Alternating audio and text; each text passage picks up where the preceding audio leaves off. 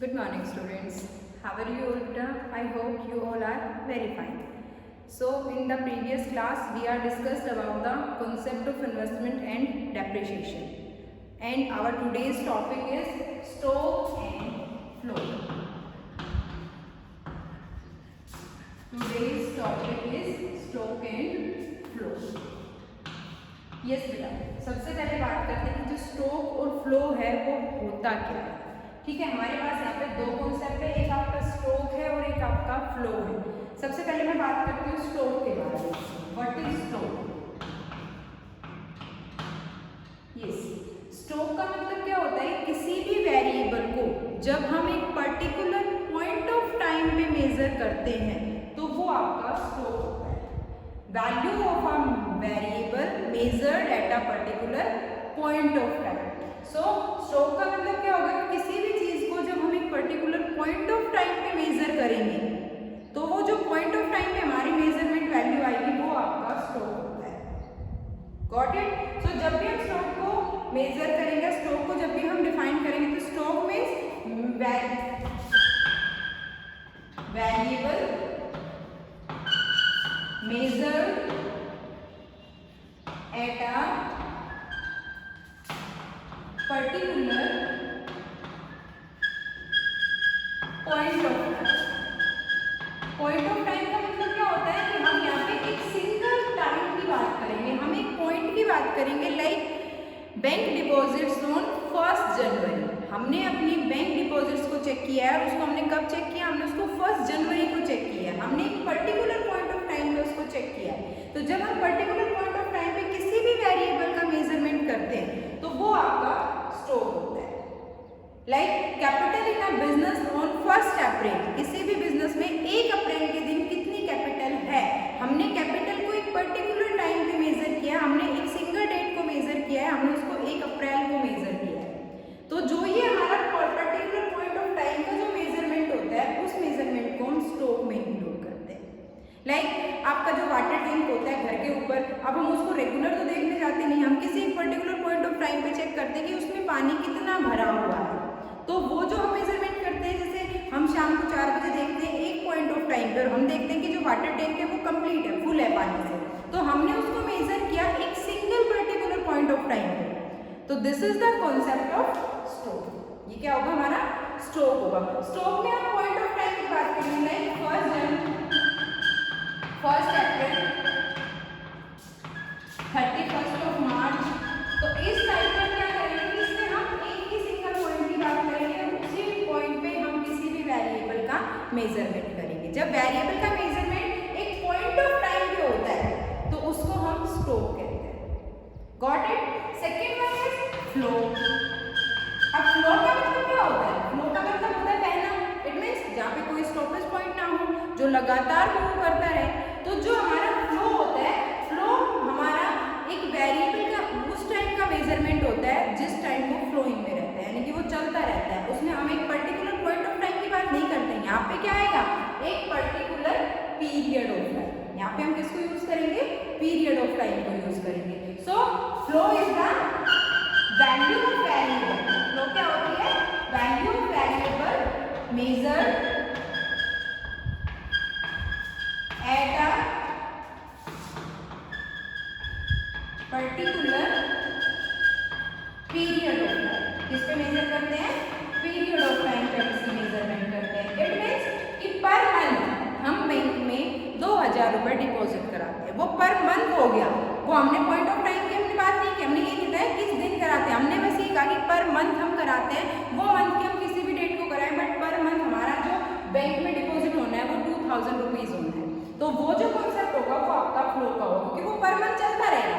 उसमें हम किसी भी पर्टिकुलर पॉइंट ऑफ टाइम पे ये नहीं कहेंगे कि अब हमने इतना कर लिया। वो हमारा एक फ्लो में रहेगा, एक पीरियड ऑफ टाइम में चलता रहेगा। हम पूरे साल हर महीने 2000 रुपये बैंक में हमें जमा कराने। तो इसमें क्या होता है? जैसे इसमें हमने पर्टिकुलर डेट की बात की थी, 1 जनवरी को, 1 अप्रैल को, 31 मार्च को। इसमें हमें क्या करना है? लाइक पर week, per month, per year. हम यहाँ पे क्या करते हैं? हम पीरियड ऑफ टाइम की बात करते हैं। यहाँ पे हम पॉइंट ऑफ टाइम की बात नहीं करते, हम पीरियड ऑफ टाइम की बात करते हैं। करते। लाइक मैंने आपको बताया कि जैसे ही मैं शाम को 4 बजे अपने वाटर टैंक को चेक करने गई तो उस टाइम पे उसमें जो पानी था वो फुल भरा हुआ था, तो वो हमने मेजर किया एक पॉइंट ऑफ टाइम पे। मैं किसी एक ही दिन गई हूँ और एक पर्टिकुलर पॉइंट ऑफ टाइम पे गई हूँ और उस टाइम मैंने उसका स्टेटस बताया। हो सकता है 1 मिनट में जैसे ही मैं वापस रिटर्न आती हूँ तो उसमें पानी थोड़ा कम हो गया हो, तो वो जो पॉइंट मैंने मेजर किया था जब मैंने देखा था तो उस टाइम में उसमें कितना पानी था वो स्टोर होता है। और जैसे ही हम धीरे धीरे उस पानी को कम करते हैं, उस पानी को डिपॉजिट भरते रहते हैं, फिल करते हैं टैंक को, तो वो आपका फ्लो का कॉन्सेप्ट होता है। Got it? So it means stock का मतलब क्या होता है कि वेरिएबल की वैल्यू एक पर्टिकुलर पॉइंट ऑफ टाइम है। फ्लो क्या होता है? एक वेरिएबल की value at a particular period of time. इसमें हम पर्टिकुलर डेट के बारे में बात करते हैं, 1 जनवरी, 1 अप्रैल, 31 मार्च। इसमें हम पर week, per month, per year, चाहे डिपोजिशन हो चाहे विड्रॉवल हो, बट वो होगा किसमें? वो पीरियड ऑफ टाइम में होगा। अब बात करते हैं कि जो स्टॉक और फ्लो होते हैं वो दोनों एक दूसरे पर इंटरडिपेंडेंट होते हैं। स्टॉक और फ्लो दोनों एक दूसरे के साथ जुड़े हुए होते हैं, दोनों की वैल्यू जो है वो एक दूसरे को इफेक्ट करती है। कैसे इफेक्ट करती है? लाइक सबसे पहले मैं बात करती हूँ कि मेरे बैंक अकाउंट में मैंने देखा कि 1 जनवरी को जो मेरा बैंक अकाउंट था 2018 में, उसमें कितने अमाउंट था? 1 लाख रुपीज। ठीक है, मैं एक सिंगल पॉइंट ऑफ टाइम की बात कर रही हूँ कि 1 जनवरी 2018 को मेरे अकाउंट में कितने पैसे थे? 1 लाख रुपीज थे। It is the concept of stock. किसका कॉन्सेप्ट हो गया? स्टॉक का कॉन्सेप्ट हो गया। उसके बाद मैं क्या करती हूँ कि मैं पर मंथ 2000 रुपीज बैंक में जमा कराती हूँ। पर मंथ मैंने डिपोजिशन कराया, यहाँ पे मैंने बात की पर मंथ की, और पर मंथ मेरा जो डिपोजिशन था वो कितना था? 2000 रुपीज। अब जहाँ पे पर मंथ की बात आ गई तो it means it is the concept of flow. Got it? अब अगर मैं पूरे ईयर की बात करूं तो जो 31 मार्च मेरा आएगा या 31 दिसंबर यहाँ पे हमारा आएगा, तो उस दिसंबर के दिन हमारे जो बैंक का बैलेंस होगा वो कितना होगा? 1 लाख मेरा बैलेंस था, 2000 में पर मंथ डिपॉजिट कराती हूँ, it means it will be 1,24,000। It is the concept of again stock. अब यहाँ पे देखो स्टॉक कितना था? स्टॉक में फ्लो ऐड हुआ, जैसे ही फ्लो ऐड हुआ वैल्यू बढ़ गई। अगर हम इसमें से फिर फ्लो करते हैं और यहाँ पे हम विड्रॉवल करते हैं, विड्रॉवल का मतलब क्या होता है? निकालना। हम पैसे निकालते हैं और हम निकालते हैं पर मंथ 1000 रुपीज, हमने इसको निकाला है पर मंथ में। अब पर मंथ हम 1000 रुपीज निकालते हैं, तो ये जब निकालने का कॉन्सेप्ट हो गया फिर क्या हो गया? आपका फ्लो हो गया, क्योंकि पर मंथ की हम बात कर रहे हैं।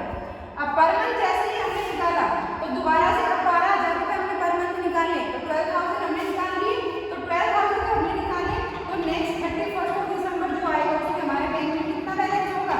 1,12,000। Again the concept of stock.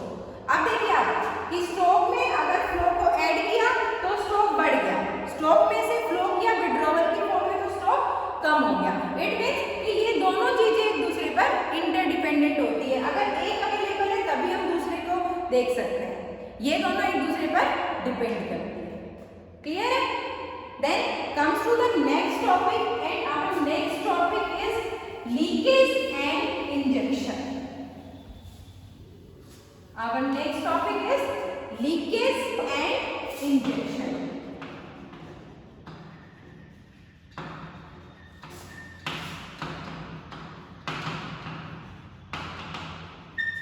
मैं आपको एक डायग्राम की फॉर्म में इसको बताऊंगी। लीकेज, लीकेज का मतलब क्या होता है? किसी चीज का लीक हो जाना। इट मींस उसमें से जो भी उसके अंदर है वो चीज बाहर निकलने लग जाना, वो लीकेज होता है।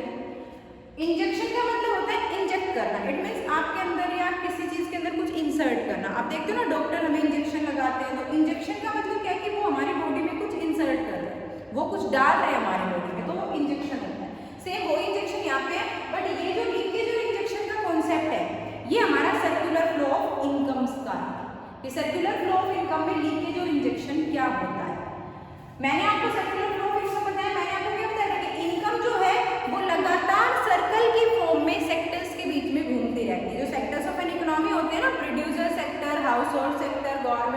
एक्सटर्नल सेक्टर, उन सब में इनकम का फ्लो एक सर्कल के फॉर्म में लगातार होता रहता है। और जो सर्कल के फ्लो में उसका फ्लो होता है वो क्यों होता है? क्योंकि एक सेक्टर की एक्सपेंडिचर हमेशा दूसरे सेक्टर की इनकम होती है। जो एक सेक्टर खर्चा करता है ना वो हमेशा दूसरे सेक्टर की क्या बन जाता है? इनकम बन जाता है। फिर वो जो खर्चा करता है वो तीसरे की इनकम बन जाएगा। तो लगातार इस फॉर्म में जो हमारी इनकम है वो एक सर्कल की फॉर्म में रोटेट होती रहती है। सिमिलर यहाँ पे बात करते हो कि ये हमारा एक सर्कुलर फ्लो है। मैं यहाँ पे बनाती हूँ प्रोड्यूसर सेक्टर। यहाँ पे हमारा ये प्रोड्यूसर सेक्टर, ये आपका हाउस होल्ड सेक्टर हो गया। टू सेक्टर इकोनॉमी की बात करते हैं हम, सिर्फ टू सेक्टर को इन्वॉल्व करेंगे, ठीक है। ये दो सेक्टर हो गए हमारे। ये आपका सर्कुलर फ्लो हो गया।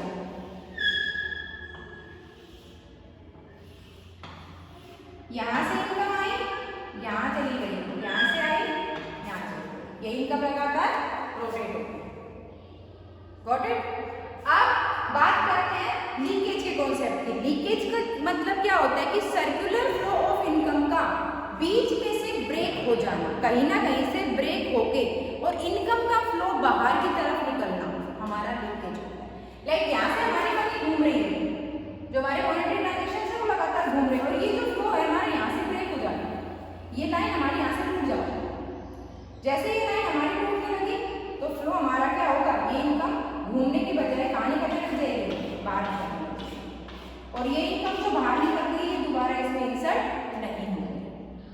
वाटर टैंक देखते हो ना, वाटर टैंक में ऊपर से पानी इंजेक्ट होता है, नीचे से पानी निकलता है। तो सेम वही कॉन्सेप्ट आपका कि सर्कुलर फ्लो ऑफ इनकम में से इनकम का कुछ पार्ट बाहर निकल जाना क्या होता है? ओके।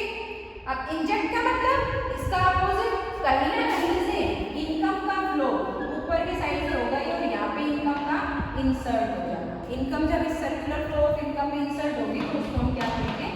इंजेक्शन। क्या कहेंगे? इंजेक्शन कहेंगे, ठीक है। Injection means insert of income into the circular flow of income and leakage means withdrawal of income from the circular flow of income. अब इंजेक्शन का एग्जांपल एक्सपोर्ट। जब भी हम एक्सपोर्ट करते हैं, अपने सामान को भेजते हैं, तो सर्कुलर फ्लो में हमारी जो इनकम है वो इंसर्ट होती है। कुछ ना कुछ हम वहाँ से एक्सपोर्ट रिसिप्ट लेते हैं, हमारे पास पैसा आएगा और वो पैसा कहाँ आएगा? हमारे सर्कुलर फ्लो में ऐड हो जाएगा, फिर उसमें वो रोटेट होने लग जाएगा। जबकि इंजेक्शन इंपोर्ट हो गया, अगर हम इंपोर्ट करेंगे तो जैसे ही हम इंपोर्ट करेंगे तो हमको पे करना पड़ेगा। हम यहाँ से अपने पैसे निकालेंगे, हम यहाँ से लीक करके कहाँ भेज देंगे? फॉरेन कंट्री को भेज देंगे। तो जब हम उसको फॉरेन कंट्री को भेजेंगे तो वो क्या होगा? आपका लीकेज का कॉन्सेप्ट होगा। Got it? सो इंजेक्शन में मैंने क्या लिया? एक्सपोर्ट को लिया और लीकेज में मैंने क्या लिया? इंपोर्ट को लिया। क्योंकि जो हमारा एक्सपोर्ट होता है उसके लिए हमें मनी रिसीव होती है, उससे हमारी मनी सर्कुलर फ्लो में इंजेक्ट होगी, और जो इंपोर्ट होता है उसके लिए हमें पेमेंट करनी होती है, तो उससे मनी क्या होगी? हमारी लीक होगी, बाहर निकलेगी, विड्रॉवल होगा उसका। This is the concept of leakage and injection. Got it? Now comes to the next topic and our next topic is what is the importance of circular flow of income. जो हमने circular flow of income पढ़ा है, हमने sectors के बारे में पढ़ा है, उन सब क्या क्या हमारे पास इंपॉर्टेंस होता है? What are the importance of study of circular flow of income? कि जो हमने सर्कुलर फ्लो ऑफ इनकम को पढ़ा है तो उसकी हमें क्या पढ़नी है? Importance. What are the importance of the study of circular flow of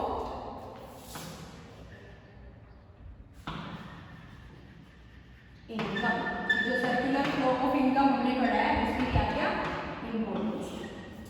सबसे पहले हम बात करते हैं सर्कुलर फ्लो ऑफ इनकम से हमें क्या पता चला था? हमें ट्रांजैक्शंस के बारे में पता चला था कि कौन सेक्टर किस सेक्टर से क्या कुछ ट्रांजैक्शन करता है, कौन किससे कितना डिपेंड है, कौन किसकी कहाँ हेल्प करता है। तो इसका सबसे बड़ा बेनिफिट क्या होता है कि इससे हमें क्या पता चलता है कि कौन सेक्टर किसी अदर सेक्टर पे कितना डिपेंड है। It provide knowledge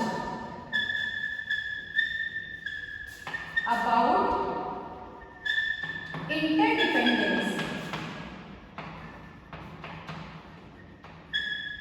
got it? ये क्या बताता है हमें? इंटरडिपेंडेंस बताता है बिटवीन डिफरेंट सेक्टर्स के। कौन सा सेक्टर्स जो है वो किस सेक्टर पे किस चीज के लिए डिपेंड है। It provides knowledge about the interdependence among different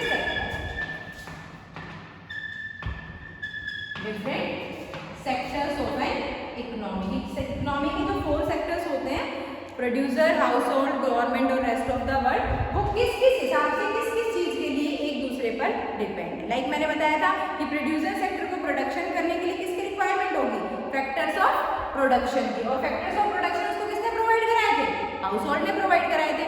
तो वो फैक्टर्स के लिए किस पे डिपेंड था? हाउस होल्ड पे डिपेंड था। फिर उसके बाद जो हाउस होल्ड था उसको अपने नीड्स को सेटिस्फाई करने के लिए गुड्स एंड सर्विसेज चाहिए, और वो गुड्स एंड सर्विसेज उसको कौन देता है? प्रोड्यूसर देता है। तो उसके लिए प्रोड्यूसर पे डिपेंड है। तो सारे सेक्टर्स जो थे वो हमने फ्लो पढ़ा था जब सर्कुलर फ्लो मॉडल बनाए थे, तो उसमें हमने देखा था कि सारे सेक्टर्स एक दूसरे के ऊपर डिपेंड थे।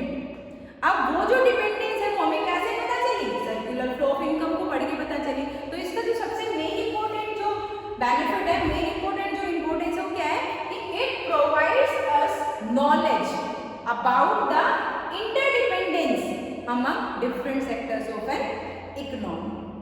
Got it? Then comes to the next topic. It is very helpful in the estimation of national income. Estimation of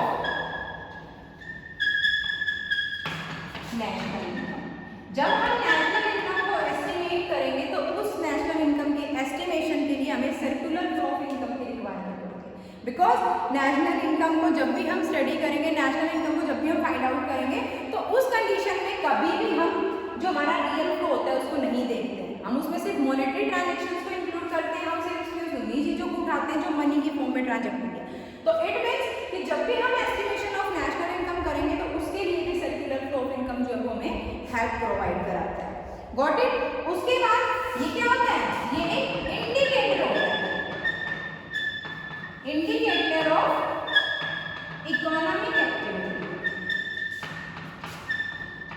it means जो भी हमारी इकोनॉमिक एक्टिविटीज होती है उसका पता हमें कहाँ से चलता है? सर्कुलर फ्लो मॉडल से पता चलता है कि इकोनॉमिक एक्टिविटी किस सेक्टर की किसके साथ हुई, कहाँ से हमारी फाइनेंशियल फाइनेंस आया, कहाँ पे फाइनेंस गया।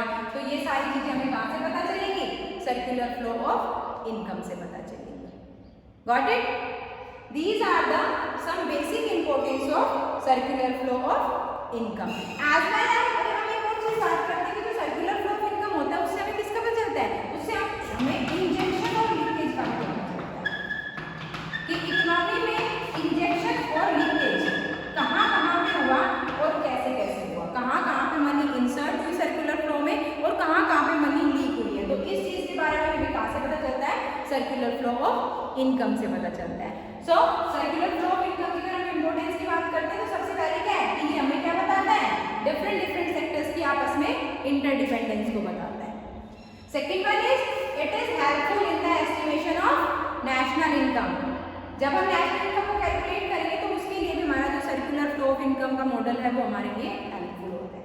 देन इकोनॉमिक एक्टिविटी को रिफ्लेक्ट करता है कि कहाँ से कौन सी इकोनॉमिक एक्टिविटीज हुई है during an accounting year, during an financial year. And last one is it provides the status of injection and leakage to us कि कहाँ पे हमारी इकोनॉमी में इंजेक्शन हुआ है, कहाँ पे इकोनॉमी में लीकेज हुआ है। तो वो सारी की सारी चीजें हमें कौन बताता है? सर्कुलर फ्लो ऑफ इनकम बताता है। Got it? So these are the some basic concept of macroeconomics. Now we will start the calculation of national income in our next class. Thank you so much, students.